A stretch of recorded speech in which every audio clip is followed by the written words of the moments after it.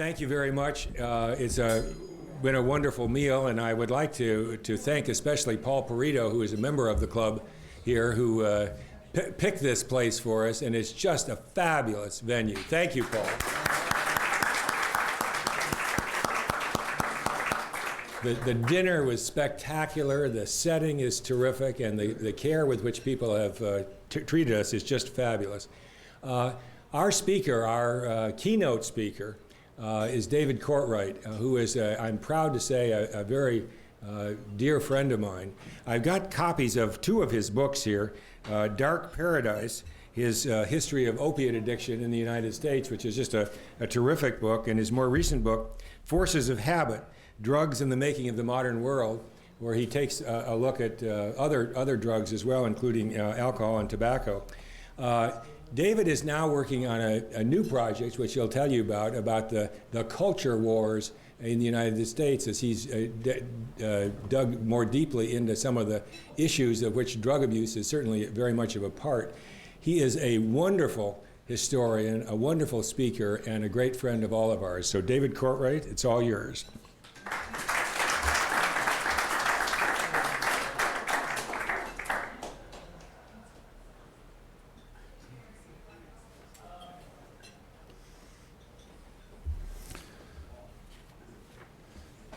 Thank you, Bob, and thank all of you. People have been telling stories today about how they became involved in the field, so I may as well tell you mine.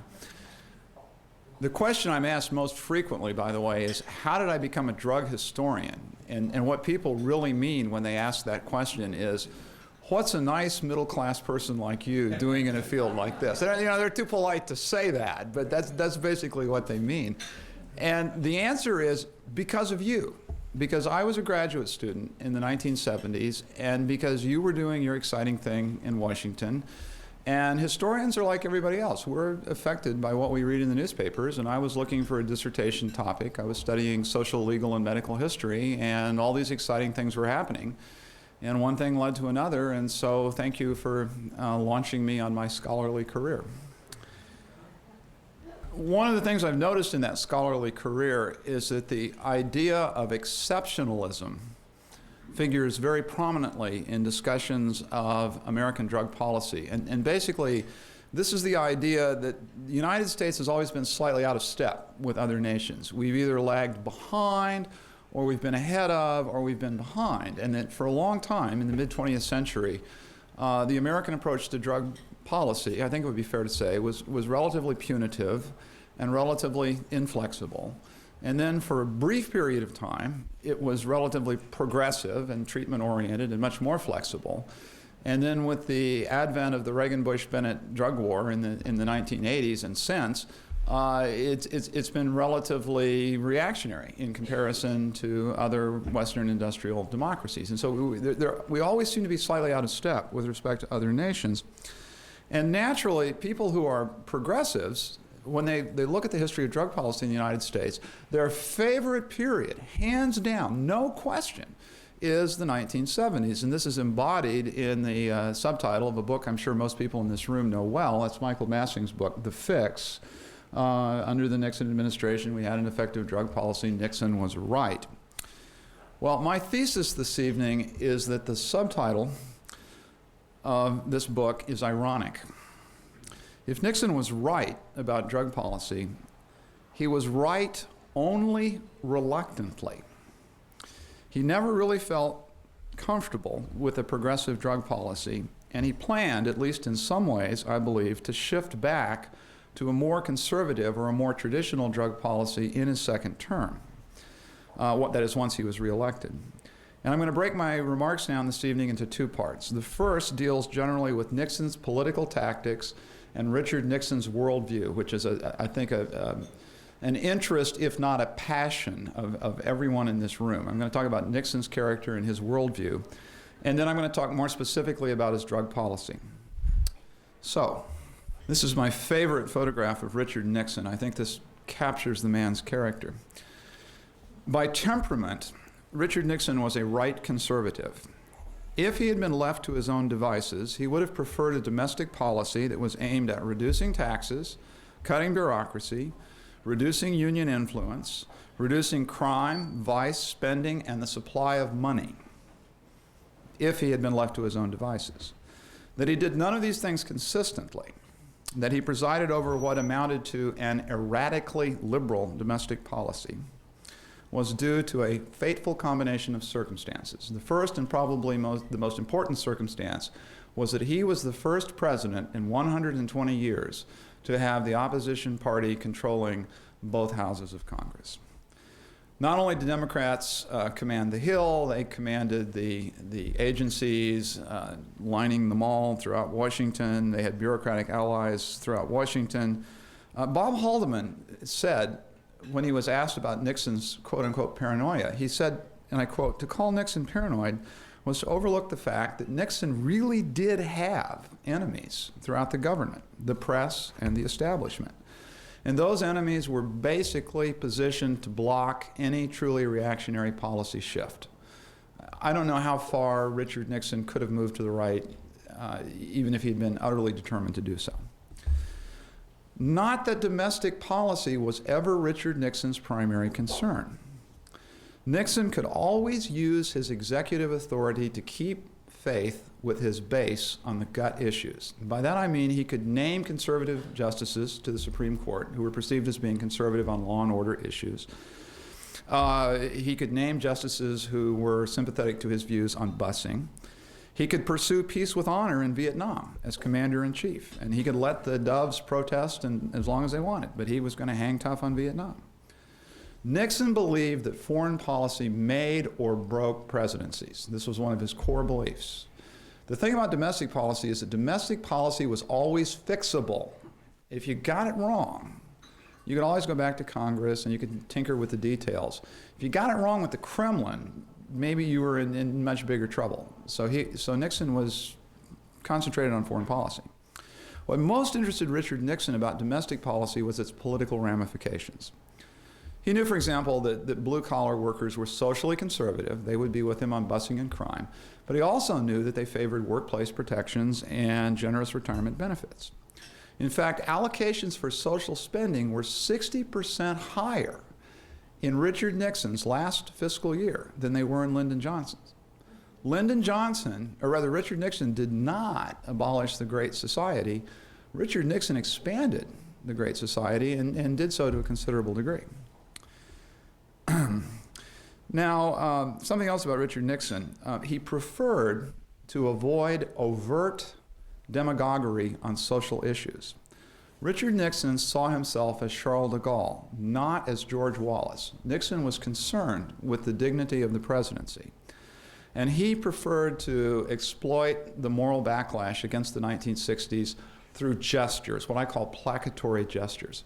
An example, if you read Haldeman's diaries, there was a copy of Portnoy's complaint in the White House library. So Nixon tells Bob Haldeman to get rid of Philip Roth's novel of sexual obsession, his comedic novel of sexual obsession. He says, Haldeman, get rid of it and leak it to the press that I ordered its removal from the White House library. He was willing to resort to that kind of gesture, but not, as I say, to open demagoguery. But if Richard Nixon thought gestures wiser than demagoguery, he was nevertheless happy to have other people attack his enemies. And of course, that role fell primarily to Spiro Agnew, his vice president, who was famous for his alliterative attacks on media snobs and campus kooks and all of that. Richard Nixon thought in terms of football. If you listen to the White House tapes, there are two dominant metaphor systems, those involving poker and football. And if Nixon had a plan that could be likened to a football play, it's basically this: fake Big Ted Agnew around right end, while Nixon kept the ball and went up the middle. That's the basic plan. Except that Nixon did not want to run straight up the middle. He did not want to take a centrist stance on every issue, just sort of split the difference 50-50, 50-50, 50-50. Rather, he preferred to zig left and zag right. This zigzag language is not my own. This is language you find in the memoranda. Nixon would do things like he would increase the funding for the arts and humanities endowments, and then he would cut it for the Corporation for Public Broadcasting. I mean, you know, go figure. Where's the logic? But what he was really doing, I think, is he was keeping his opponents off balance by doing this. He preferred to pick his way, if you will, up the domestic middle. And he could do that. He could do that for the same reason that he could make a diplomatic opening to China. Namely, his anti-communist credentials were in good order. There's a famous memo where Buchanan fired off these long political memos to Nixon. And Pat Buchanan says, all this zigzagging is upsetting the conservatives.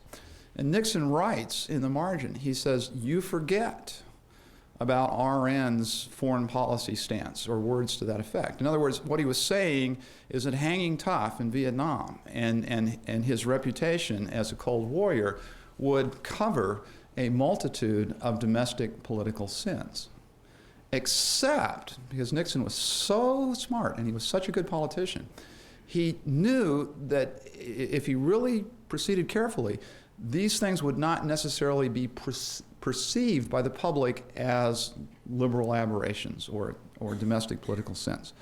The zigs, the leftward zigs he made in domestic policy could be framed in a way to avoid raising conservative hackles. Example, when Nixon floated the dollar, he avoided all public talk of devaluation. He did not use the word, that's what it was, but he did not use the word devaluation in public because devaluation was a word that connoted weakness. Quote, Richard Nixon at times seemed to believe there was no national political issue that was not susceptible to public relations treatment. Those are the words of John Ehrlichman, who was, of course, his chief domestic policy advisor. Historians now generally agree that Richard Nixon was the first complete media president committed to a permanent campaign of news management and image manipulation. And indeed, many of the people in Nixon's administration, as I'm sure you all know, had backgrounds in advertising or public relations, and that seems to have been a motif running through his administration. Consider in this light the 1970 Comprehensive Drug Abuse Prevention and Control Act. It's now generally referred to as the Controlled Substances Act, but that really refers only to Titles 2 and 3 of the legislation. The original bill included other material. During the Reagan years, the CSA became the primary vehicle of the drug war. The Reagan administration amended the Controlled Substances Act into a very formidable drug law. But originally, in 1970, the CSA was more of a consensus reform measure, to which President Nixon imparted, I would argue, a rightward spin. By 1970, which was the year the law was enacted, the U.S. drug situation had reached the point of crisis. No social class was exempt. This was what was really revolutionary about the drug situation in the late 60s and the early 70s, is that it spread throughout society. 83% of the Harvard-Radcliffe class of 1970 reported using marijuana use at some point in their lives, 43% psychedelics. 35% of the troops arriving in Vietnam in 1969 were already marijuana smokers, and that was before they got to Vietnam. Of course, heroin hit big the following year. In-country heroin overdose deaths in Vietnam were running 2 a month in the spring of 1970, and it had reached, I believe, 2 a day by the fall of 1970. 1970 was the big year for heroin in Vietnam. And of course, it was cycling its way through American cities and beginning to affect groups that it had not previously involved. Nixon viewed drug abuse as social rot. He hated drug abuse. He thought that it was lethal in a competitive world. He had a very cyclical view of the rise and fall of civilizations, and he thought that drug abuse was a clear sign that the United States was becoming decadent, was potentially going to lose its influence in the world. He wanted to act fast. He wanted to act systematically. He knew that federal drug control was inadequate and antiquated. And in fact, simply scheduling the flood of new drugs involved comprehensive reform. Now, that reform had begun in the Johnson administration. Their plans had already been drawn up for a new comprehensive drug law. Nixon incorporated those plans into a reform bill that he sent to Congress in July of 1969. When he sent that law, which subsequently became the 1970 legislation, when he sent it to Congress, he drafted a legislative message that gave rhetorical priority to law enforcement. Nixon had long favored strict punishment for traffickers. Remember, Nixon is a politician before the 1970s. During this conference, we've been talking about his career in the 1970s. When he ran against Pat Brown in California in the 1962 race, he went on record as favoring the death penalty for drug traffickers who had more than one conviction, which was a kind of political nostrum from the 1950s, which he was using as late as 1962. But you see, then he was out of step, because by 1962, the professional consensus was beginning to move in the other direction. In the medical profession, the consensus was that addiction was a disease. The Supreme Court in 1962 in the Robinson case ruled the same thing. While the government, the new consensus was that while the government should do everything in its power to restrict supply, to crack down on volume traffickers, it should nevertheless step up efforts at prevention and treatment, whether voluntary or otherwise, and punish those who were convicted of small purchases or sales in a more flexible way, making rehabilitation the ultimate goal of drug policy. That was basically what the 1970 legislation did. There were both David Musto and Kars Besteman referred to the Prettyman Commission earlier during the conference proceedings. Basically, the 1970 legislation takes that position and enacts it into law. Congressional Democrats and officials at HEW extracted their pound of flesh, tacking on funding for public health approaches and eliminating mandatory minimum sentences. In the old days, under the previous legislation, first offense possession for marijuana got you 2 to 10 years. In the 1970 bill, the maximum penalty was, if my memory serves me correctly, it was 1 year, and that wasn't even mandatory because the judge was free to grant probation. So that was a real change. I mean, I think the story, if you want to see the basic story of the 1970s as moving into a more flexible and balanced era where both treatment and law enforcement are important, I really see the story starting with the 1970 legislation and then continuing on with the events of 1971 to 73. There was one congressman who was speaking in favor of the 1970 legislation in the House, and he said that it would mean more appropriate sentences and more respect for the law. I'd like to tell you that the name of that congressman was George Herbert Walker Bush, who would, of course, go on to mount a very different kind of drug war as President Bush. But Ehrlichman was worried about the new legislation. He was worried, reasonably, that flexible sentences would make the administration look soft. Get out an explanation fast, he told his aides, and make it something that newspaper readers could swallow with their morning coffee. The trick was to bury the reform lead. Quote, "This bill is tough," announced Jack Ingersoll, who was director of the Bureau of Narcotics and Dangerous Drugs, "but it's also fair." Ingersoll said that what he wanted was harsh sentences for major traffickers, and the legislation provided that, and that's where he was going to focus anyway, was on the big traffickers. Don't worry about this other stuff. The bill also had attractive enforcement provisions, such as funding for 300 new agents and no-knock search warrants. So newspapers could well imagine rookie narcs kicking in their first doors, and there was that aspect to the legislation as well. Nixon himself appeared, hands casually in pockets, at a drug-sniffing dog demonstration on the White House lawn. And that's Miles Ambrose. You see the two arrows that I've inserted in the photograph. I found this in the National Archives. There's President Nixon. He's just has his hands in his pockets. And this is the kind of photo opportunity that Nixon loved. This is the drug war he wanted the public to see. So applied to hybrid reforms like the 1970 drug legislation, public relations reduced to the art of cherry picking. You know, take the things that will appeal to the base and downplay the rest. That's the basic political strategy. I would argue that what's true of the 1970 legislation was true generally of Nixon's drug war.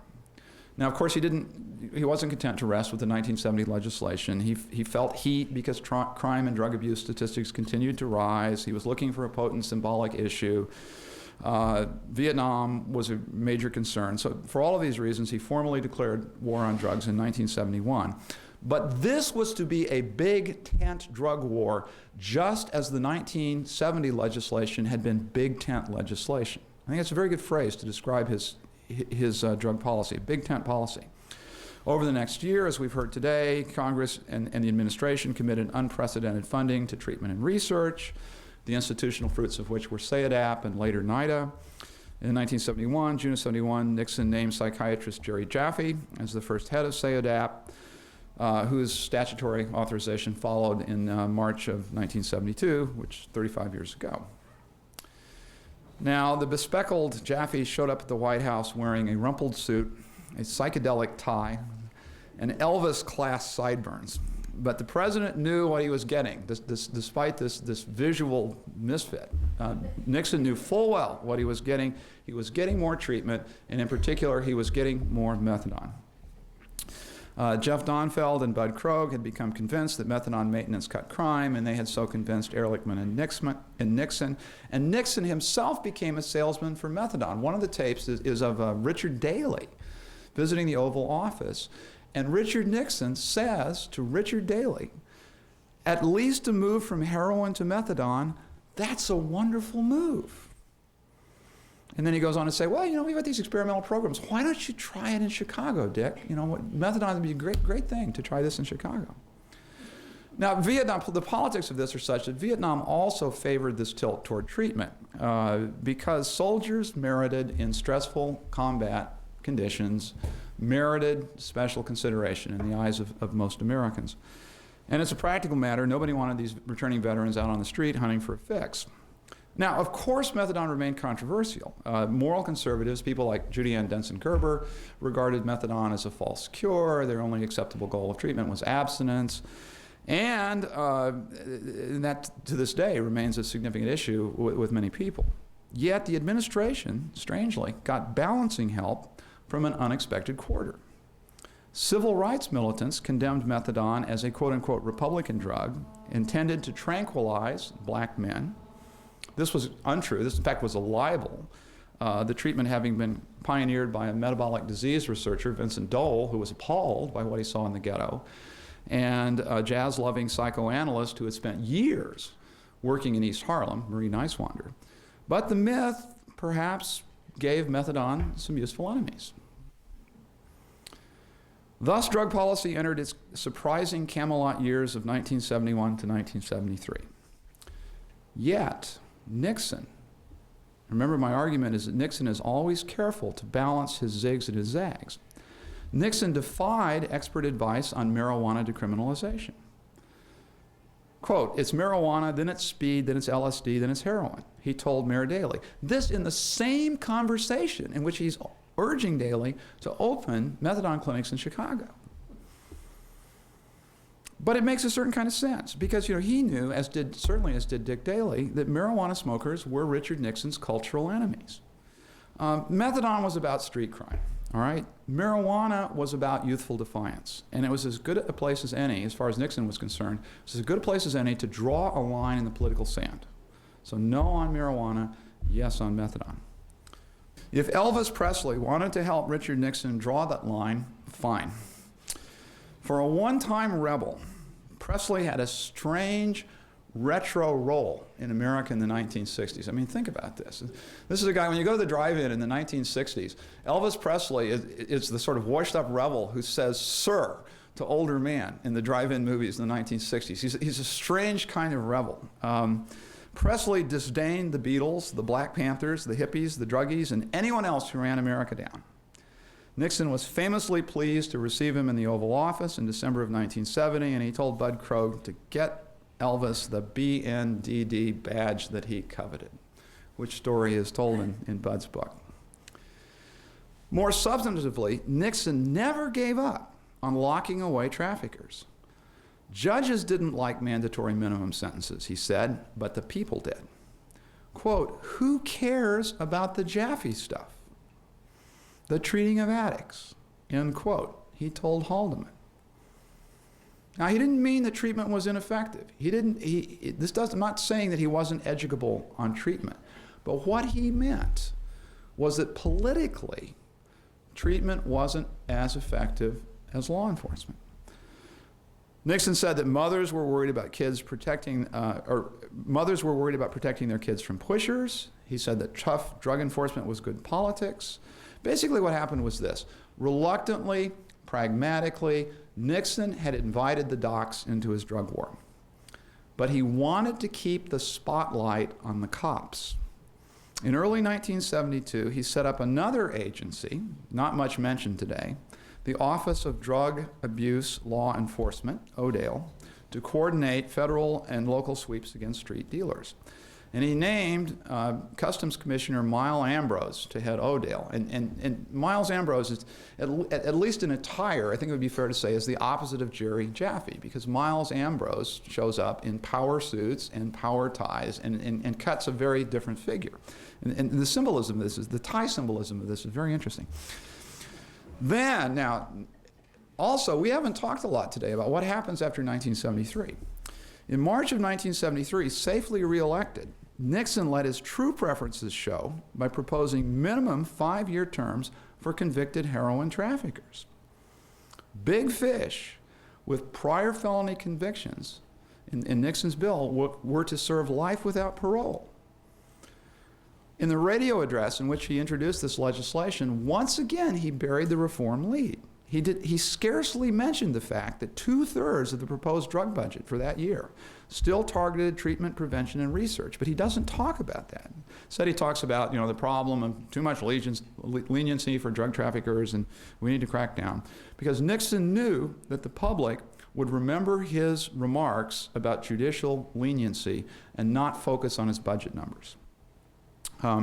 It was interesting when David Musto was speaking today. He said that when he met Richard Nixon, Nixon said, and I'm paraphrasing David, he said that the one thing you've got to know about drug policy is kick 'em, or words to that effect. And that's his basic orientation. Emotionally and temperamentally, that's the way he still sees this problem. Nixon never got Congress to enact his heroin trafficking legislation. Like many of the other conservative course corrections he plotted for his second term, this one was overtaken by the Watergate crisis. If I can revert to the football metaphor, Nixon was about to cut to the right, only he fumbled the ball just as he was about to execute that phase of the play. And yet, the political soundness of Nixon's sentencing idea was demonstrated elsewhere. In January 1973, Nelson Rockefeller, governor of New York, and up to that point, the great champion of the therapeutic approach, startled those attending his State of the State address by calling for sentences even more draconian than those that Nixon was to imitatively propose in his own 1973 legislation. Addicts were an invading army, Rockefeller said. They wiped out entire neighborhoods. They threatened society itself. This has to stop. These are his words. This has to stop. This is going to stop. 2/3 of New Yorkers who were polled after that speech agreed with Nelson Rockefeller. This was a great success. People who read the New York Post thought this was a great idea. Rockefeller, the horn-rimmed liberal, who had failed 3 times to secure the Republican nomination, was looking now at drug policy from a different angle, and perhaps Rocky the Stern father, repackaged to suit moral conservatives, would have better luck in 1976. Of course, fate had other plans for Nelson Rockefeller. He became vice president in 1974, only to be dropped from the ticket in 1976 and replaced by Bob Dole. Essentially, the Reagan threat was the reason for that. Then he died in 1979. And that was it. Okay, let me conclude this with a couple of lessons. What should we take away from this story? Well, one lesson which is obvious is that politicians dissemble. They will spin their actions to make it seem that they are not departing from their core beliefs when they, in fact, are. Nixon's drug policy was of a piece with his larger domestic centrist strategy, which was intended, frankly, to maximize his re-election chances. And it worked. He won 6 popular votes out of 10 in 1972. That's the obvious lesson. But there's a more subtle lesson, and I think a much more important lesson. It is that drug policy reform needs conservative political cover. Nixon may have been a politician, but it's very significant that he was a conservative politician. His ideology provided a degree of protection for what I would call a moderately progressive drug policy. Nixon could go to methadone for the same reason that Nixon could go to China. If you stop and think about it, there are many conservative arguments for drug policy reform. Free up prison cells for violent criminals. Reduce crime through treatment, whether the treatment is based on agonists or some other method. Don't break up families. Treatment and law enforcement work synergistically, as Jeff Shepard said this afternoon. But those arguments work better if they are spoken by, say, John McCain than by Hillary Clinton. Or at least they work better in America. In the context of our polarizing culture war, only certain messengers can be entrusted with certain reform messages. And perhaps that is the true exceptionalism of American drug policy history, and perhaps it is the true exceptionalism of the larger political history of the United States since the 1960s. Thank you very much.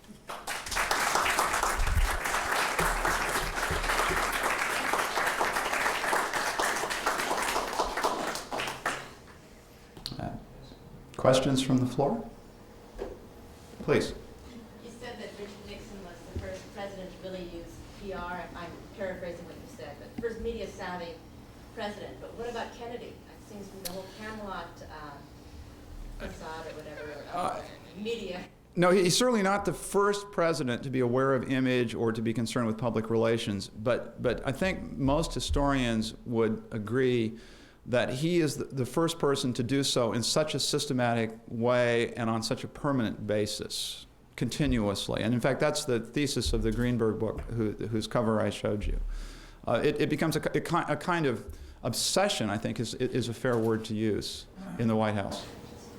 Yeah. It's hard, David, to sustain that particular argument given Nixon's total lack of media success. He's ugly. He's awkward. He fears the camera. All the stories of the great Nixon-Kennedy debates say Nixon won, if you heard it on the radio, but what Kennedy did was look at the camera and talk about America could do better, and the kind of the glamour of it. Nixon did not do well in front of the camera. Right. This great. And the solution to that is, if you read the scripts for the 1968 Law and Order commercials, the solution to that is a montage of urban riot scenes with Richard Nixon doing the voiceover, not Richard Nixon talking to the camera, but Nixon's voice saying it's time now for law and order to restore civil society. There are ways that public relations people can get around the problem of a relatively uncharismatic candidate. Well, with respect, that's an understatement.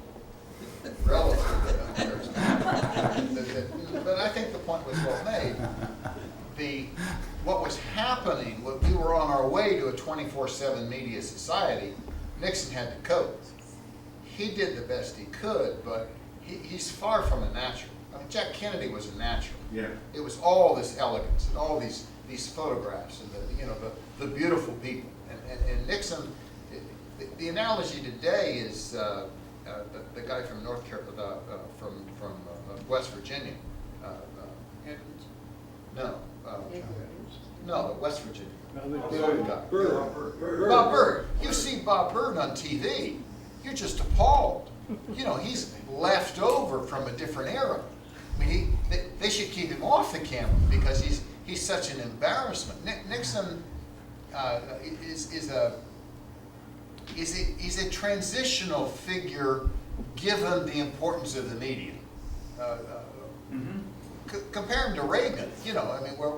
We're in a situation where the quality of your thought isn't nearly as important as the elegance of your countenance. And Nixon's left at the starting gate.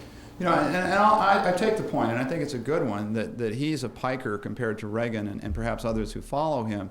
And yet he and the people around him were certainly good enough that they knew how to spin drug policy to keep, as I say, the spotlight on the cops and not the docs. And that's his marketing of the idea, not the marketing of the person. And no question, the way Nixon survived, the way Nixon succeeded, and we're agreed, really, is the quality of his ideas could carry. He knew what Joe Sixpack thought. Yes. He knew naturally. He wasn't Joe Sixpack, but he was much more like Joe Sixpack than anybody else. Yes. And what Nixon brought, what upset people, Rockefeller included, was how could this guy, from nowhere, have a better feel of what middle class thought about than the smart people.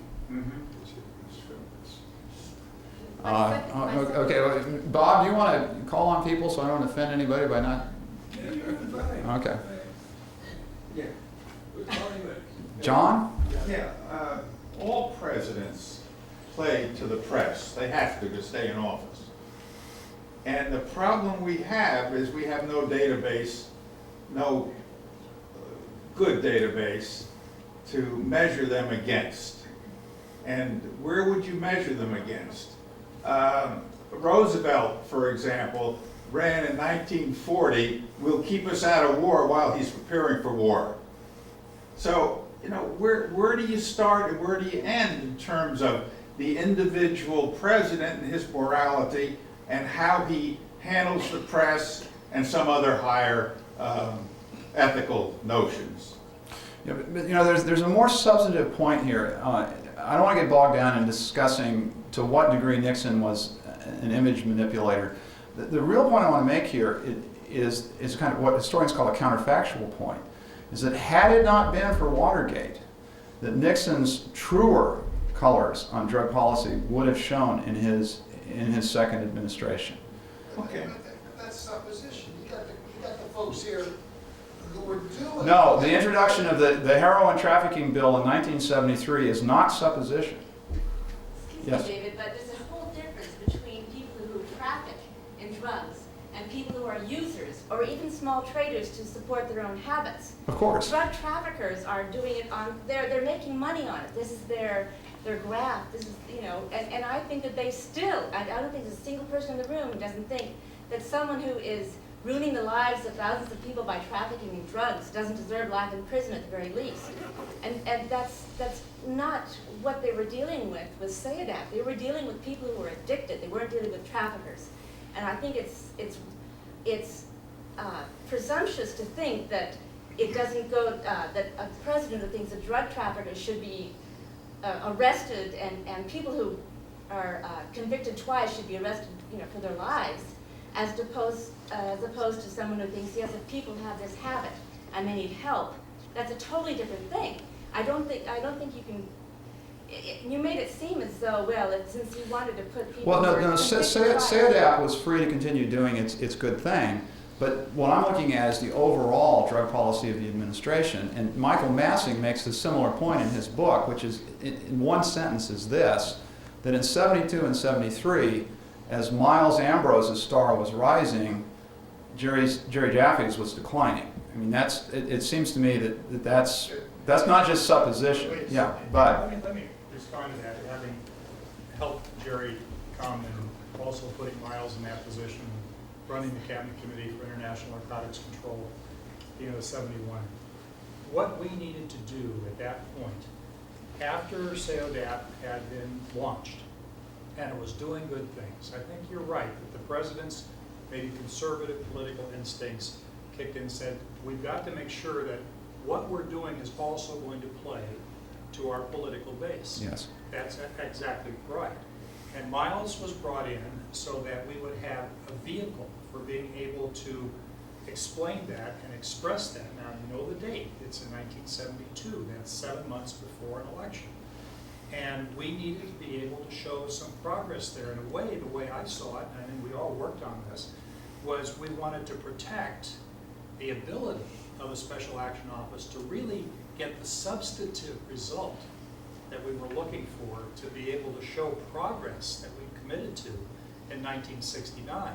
The fact that Nixon understood Joe Sixpack exactly right, as I mentioned earlier today, looking out the helicopter window and say, you know, those people don't want treatment, they just want us to lock them up. He understood that politically, but his penchant for doing good policy drove him to support the Special Action Office and fund it and give it really, I think Paul pointed out today, more authority than any other entity that had ever been created.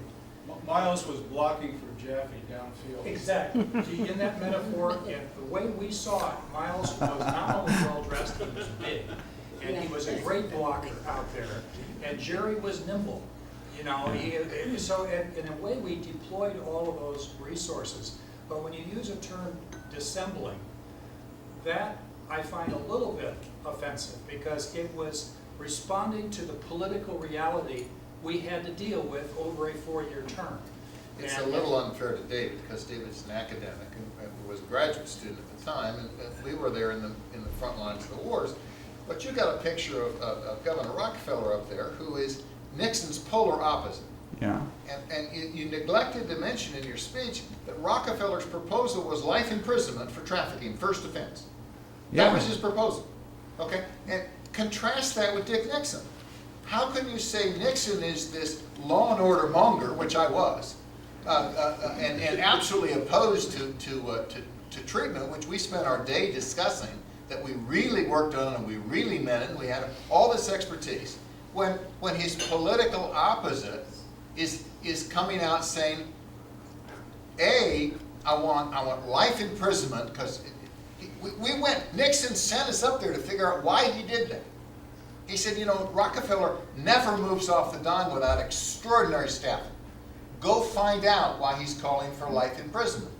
And we contacted him, and, you know, why is this happening? He said, you know, I had a friend whose kid died on an overdose.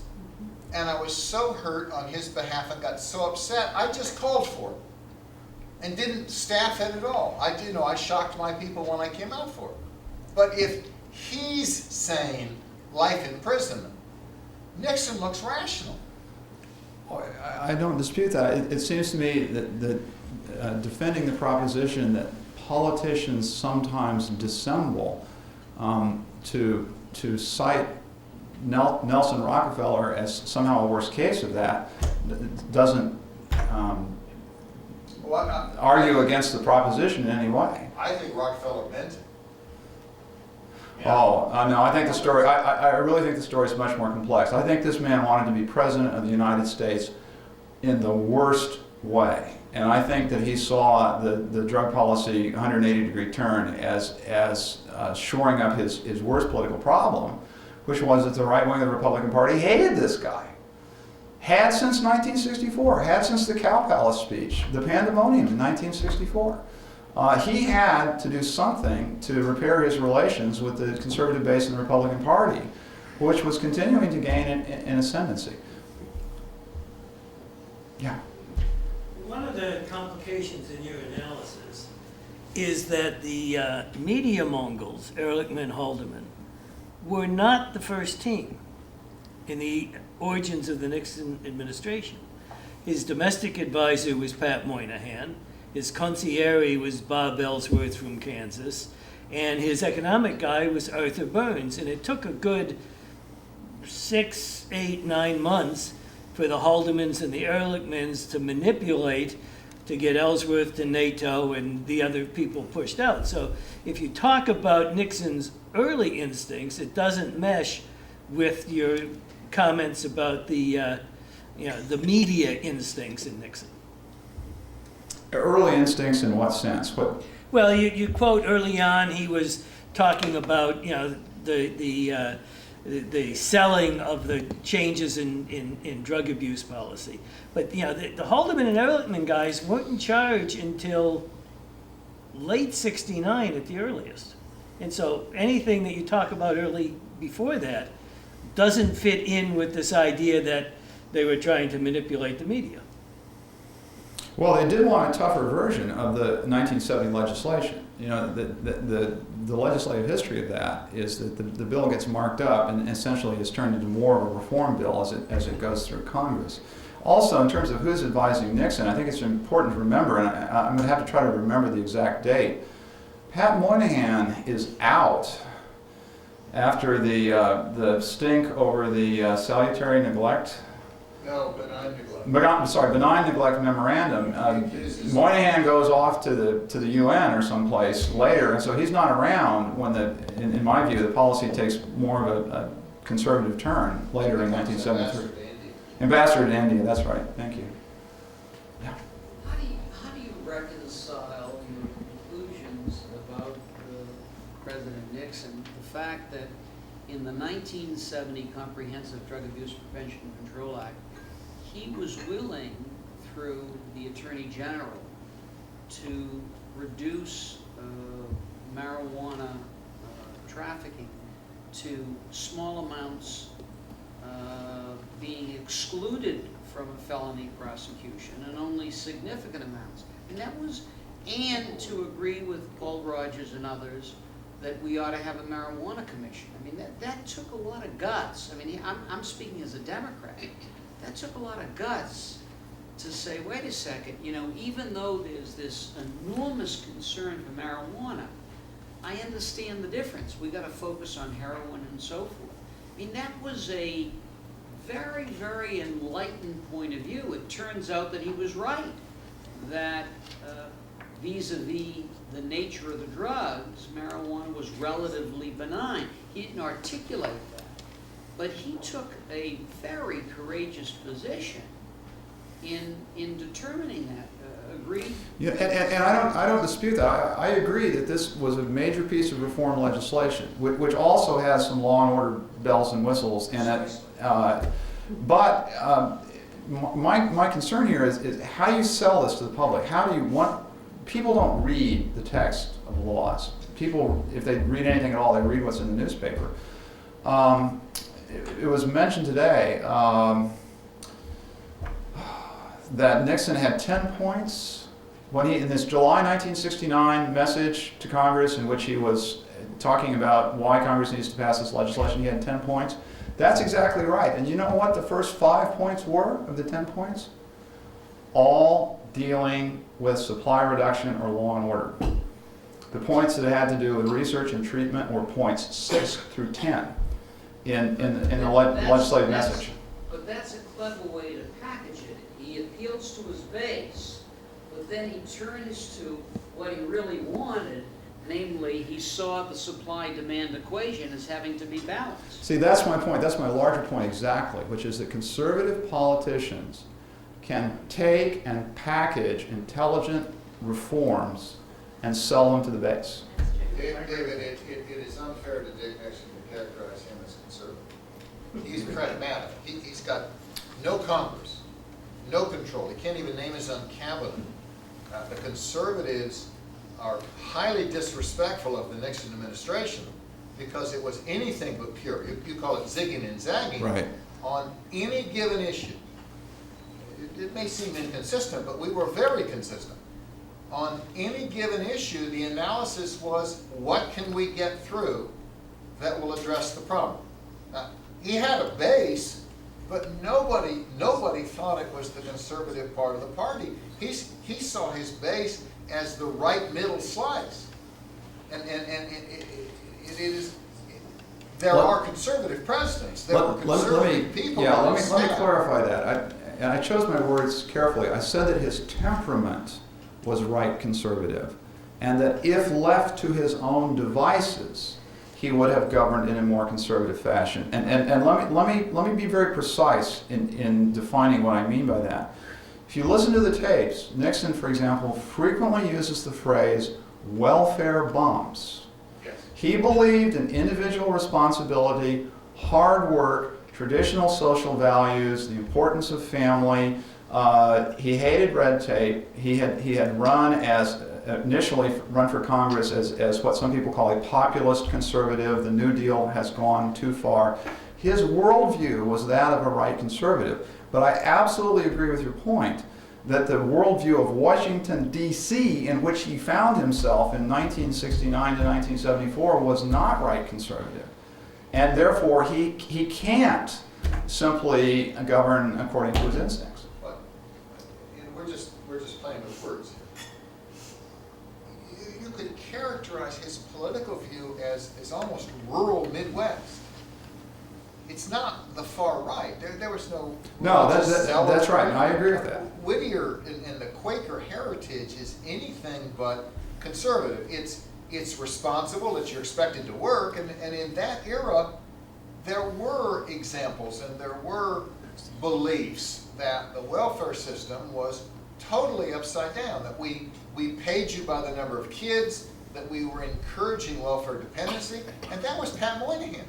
Yeah. And nobody can accuse Pat Moynihan of being conservative. I mean, it's just the word with today's connotation is unfair laid at Nixon's doorstep. And in fact, there's a really good illustration of this point. Nixon was very precise in his use of words. When I say that he was a right conservative, I don't mean to imply right wing or far right.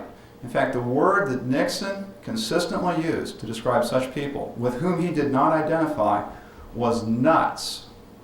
Kooks were on the left, and nuts were on the right. That was his synonym for birchers and so on. And there's a wonderful, wonderful remark that he made to Pat Buchanan, which is, he said to Buchanan, he said, "Pat, you have to give the nuts 20% of what they want." Well, we also said you can run on the social issue, but you better not govern it. Exactly. One of the mistakes here on camera is to believe Pat Buchanan's memos had an impact. I mean, that is really, they're wonderful memos. And he was assigned to go out with Spiro Agnew and hump these wonderful phrases, you know, the nattering nabobs of negatives. That's Sapphire's term. But Agnew used it. I mean, it was. But it would be unfair if you walked away thinking Pat Buchanan was making policy. No, but remember, those were Richard Nixon's words to Pat Buchanan. Yeah. Okay, and in fact, I would ask you all to just hold those two thoughts in your mind. It's really interesting. Here's a man who believes sincerely, who's educable, who's pragmatic, who believes in the efficacy of a moderately progressive drug policy. That's one side of his brain. And the other side of his brain is this determined political realist who believes you've got to give the nuts 20% of what they want. They're two Nixons. And what fascinates me is this interplay, this tension, if you will. And that's why I quarreled a little bit with the subtitle of Massing's book. It's not that Nixon was just Mr. Nice Guy, Mr. Progressive, oh, I see the drug policy light, let's clean up the situation. There's a real struggle that's going on there. Am I going too long? No, I think but I think we've come to an end. But go ahead. Jeff, you had another question? What is the source of your 60 death per month? I didn't. Did I say? Oh yeah, that's a book by Ronald Spector, who's a very fine military historian, and the title of that book is After Tet. It's a history of the Vietnam War from the Tet Offensive of January 1968. I can give you the exact quotation, or rather the exact citation later if you'd like. Oh, no. It was pretty good to remember the citation. I can't remember his footnote. No, I'm sorry, I can't do that.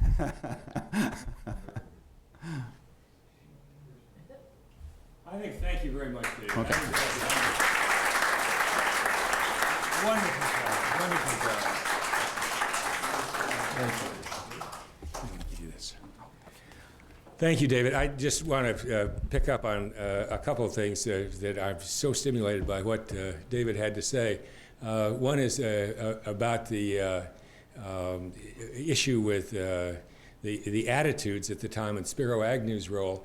I was in Washington and was training to be a psychoanalyst.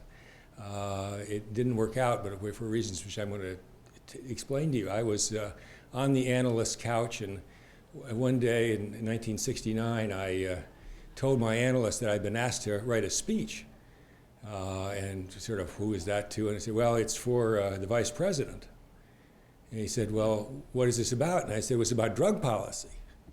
And I'd been asked down to Agnew's office to do this speech for the National Sheriff's Association. And they had gotten a draft from NIMH, and they didn't like it. And so they wanted some new ideas. So I gave them a speech, what I wanted to say, and I was thrilled to see on the evening news Spiro Agnew delivering my speech on this. And it was very much the drug policy ideas that we're talking about. I mean, I didn't step out of my interest one iota for Spiro Agnew on that. And I explained to my psychoanalyst that I had no conflict about this because he said exactly what I wanted him to say. And that was the day my analysis ended. He threw me out of psychoanalysis. I also want to, and I think he did me a great favor, just the way I feel that Joe Califano did me a favor by firing me from NIDA. And Joe's reaction to that was, Bob, I'm so glad it was helpful to you. But also pick up on some football images that David was talking about. Jerry Jaffe was generous enough to appoint me to the advisory committee for SAODAP when it started. And so I was there. Jim Wilson was the chairman of it. And one of the members of the group was Gale Sayers. He was also on that advisory committee. And after we'd had this advisory committee in the cabinet room in the White House, Nixon only wanted to talk to one member of the advisory committee, and that was Gale Sayers. We never saw him again. He was gone to meet with the president, while the rest of us carried on our discussion. And I heard later that what he asked Gale Sayers about was he had done the movie, what was it, with Brian Piccolo, about that story, and he wanted Brian's song, and Nixon wanted to know whether he got a proper payment for his work on that. Felt he should be well paid for his work in putting that movie together. But the other football story is a fellow named Vince Permuto was a star football player for the Washington Redskins. And Vince Permuto, I knew because he was, Helen and I were taken to the Monday Night Football game one night when I was interviewed on the halftime. It was the only time in my life when 35 million people heard me say anything on this thing, and Vince was the driver that we had to this. And some years later, I had occasion to talk with him about what had happened to him, and he worked with Miles Ambrose in the Odale operation and got into tremendous problems with the media and whatever else.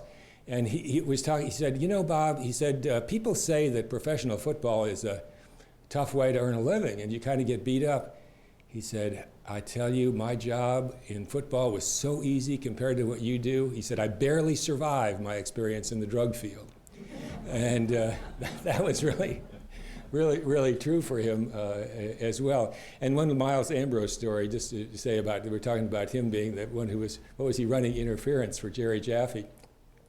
We had a drug czar meeting that Eric Wish sponsored at the University of Maryland. And among the people that were invited was Miles Ambrose. And Miles Ambrose not only didn't come, he didn't want to come. He wanted me to ensure I understood that. And he said Jerry Jaffe was never a drug czar. That was ridiculous, that he was the drug czar. And it was very interesting to me to hear him talk about it, because it reminded me of a kind of war that was going on at that time between law enforcement and treatment.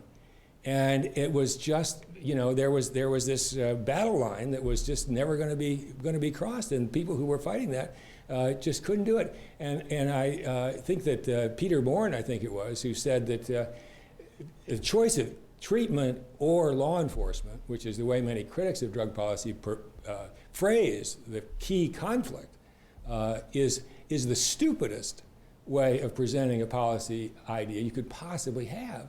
The game is treatment and law enforcement. And the game is all about how you have them work together. That's why the task was such a good idea, and drug courts and all these things. But the idea that you would have one or the other is laughable. My favorite statistic is 60% of the people in drug treatment in America are there because of the criminal justice system. You would cut the treatment programs in this country by 60% by legalizing drugs. Yeah. It was alluded earlier by some speaker about Rockefeller. We can't get rid of the slide up there, but that Rockefeller said his program failed. You know, why did Nixon, who was Yeah. not the intellectual equal, but when Rockefeller failed, and my thought was he didn't have treatment. He didn't have a treatment component. Yeah. It was just vigorous law enforcement. Karst, yeah? No, Rockefeller had a huge treatment component, but you had to go to jail to get it. I was at NIMH, and New York State sent architectural plans down for treatment centers. And one of the phrases that just put me into peals of laughter is that on each corner of the facility there would be unobtrusive 25-foot guard towers. Now, how do you get an unobtrusive 25-foot guard tower on the corner of a facility? They were prisons. You went through either a criminal civil commitment to treatment. He never did what the federal government did, was to develop community resources where people could just walk in and get treatment. Exactly. And NARA was in some ways modeled after that, which is why, as soon as Jerry got an SAO, about the second thing he said to me was get rid of NARA, and I was running that on behalf of the Surgeon General. And it was a civil commitment going through 96 federal courts and all that, papers this deep to get somebody to get one session. Rockefeller just did it. He did the model. In fact, it was the California model, civil commitment in the criminal justice system and in the New York system. And they were both very cumbersome legally, very expensive, and very unattractive to patients. Let me end this with just a comment about this. I'll have Jerry make a comment afterward.